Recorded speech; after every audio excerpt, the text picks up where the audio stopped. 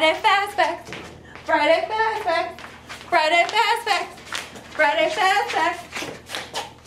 Oh, hey everyone.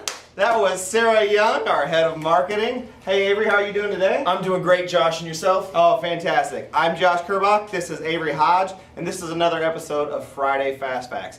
Avery, what are we going to be talking about today? Josh, today we're talking about what happens to all those parts that don't pass our certification process. Well, Avery, that's a really great question. I know here at Original One Parts, all of our stuff that is inbound, we test it and we verify it for form, fit, and function before we send it out to our end users with a lifetime warranty.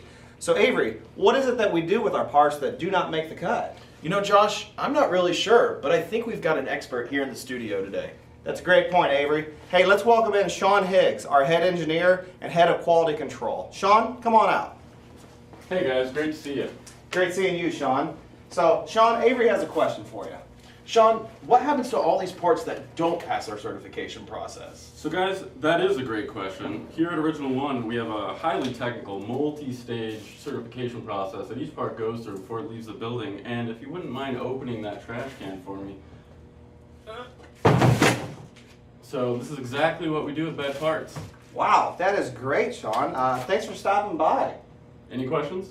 That should do it for us. Avery? Always Great a to see pleasure. you. Josh?